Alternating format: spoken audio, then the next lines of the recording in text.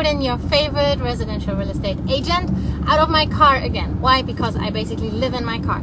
Today I drank in my car, I ate in my car, I had my breakfast coffee and my second coffee in the car.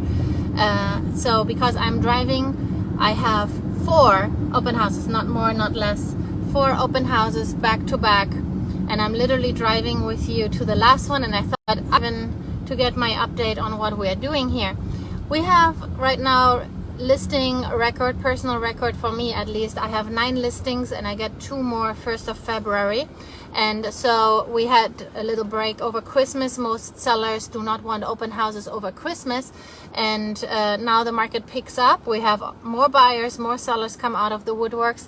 So we should do open houses. So here we are. So now we have to hit all of them this week, and then guess what I will be doing next week, Saturday, also open house back to back to back. 4 is my maximum with drive times. I have one almost down to Richmond Sugarland area, and then I have one in Magnolia, I have one in Spring, 77379 zip code, and now I'm driving to the one east of 45, 77373 zip code. We have everything from $200,000 to $550 currently. These were the open houses today. If you want a condo, if you want to have a piece of land that you can build on, if you want to have a single family home, no matter which price range or a school district, I can help you. Pool, no pool, we got it all. Yeah, open houses. What I do see is we have some buyers unrepresented. The regulation changed. If buyers do not sign a buyer's rep agreement, they are not getting any doors open. Not only with me, with any other agent, it would be a violation. You would get into tremendous trouble as a buyer's agent if you do so. Literally every single showings that we are booking, we need to sign that we have a executed buyer's representation agreement. What means people that are getting ready to purchase, what do you think they do? They want to see houses. They do not trust the cousin of the uncle of the nephew, that agent in their family, or the neighbor that said she's holding a license. They don't want to sign with that person, and they're not intensely about it, so they have not put in the effort of finding a really good agent, doing their due diligence. So what do? They go to open houses, right? So that's why we come in. I owe honesty to everybody. I had it before that I matched the buyer that came to the open house with the seller, and sometimes I help them through the transaction without representation. And if I sense that the buyer is a little bit skitterish, I personally always prefer the buyer to be represented. Someone needs to be in their corner. They are getting cold feet. They think I'm only working for the listing and for the seller. Guess what? And that's what I'm doing. I am working for the seller. I'm very honest. I don't screw people over if they're on the other side or not. But definitely, if you're on the buyer side, I would always recommend you to get representation. Most of the times the seller will pay for that because the transaction is smoother.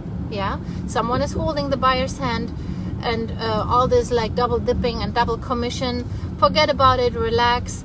I personally, as the listing agent, prefer the buyer to be represented, because now I'm talking expert to expert with the buyer's agent. I say, look, this is reasonable, this is not reasonable, let's find middle ground, let's find a solution. And when the buyer is not represented, often the transaction smears off quickly if they feel like something is not right, or they get scared, even if it is something that is very all right and very common, very normal.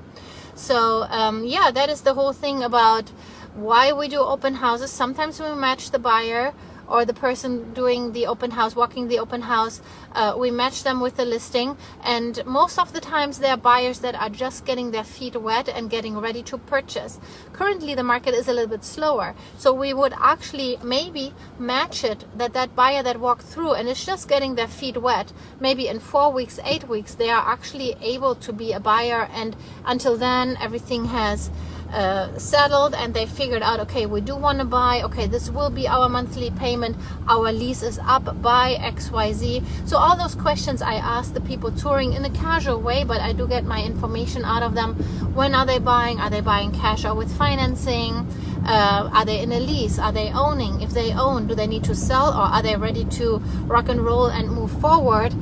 all those questions. So I know a lot about them, and it was just a casual conversation, but I do ask my check marks basically to find out who do we have here, and then of course I stay in touch afterwards and see if they want to move forward with the property. Yeah, so that's what we're doing today. 4 open houses back to back. I'm still going strong. I consider, do I do another coffee? Yay or nay? Tell me your opinion. It's almost 4. I'm in the age, sometimes you don't sleep at night if you had a coffee too late. And I already had 2 today. So tell me, what do you think? Should I do another coffee or not? You guys call me if you have any kind of real estate questions. We can just chit chat like this, and I can try to bring clarity to your situation. If you want to buy and sell at the same time, I have a bunch of those right now. If you just need to get rid of something for top dollar, obviously every seller wants top dollar. If you are on the buyer side, you want to negotiate, you want to get a good deal, you want a fixer upper where you can paint and exchange the old carpet and you bring it to new glory, or you want something new built, I can help you with that. From starter budget to luxury, I like it all. I'm not picky. I like all the houses, of course.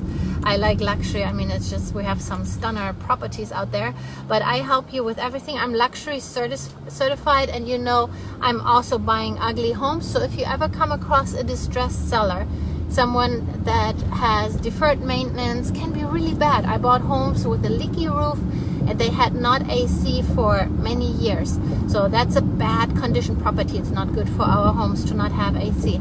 I buy those in cash. I treat them fairly.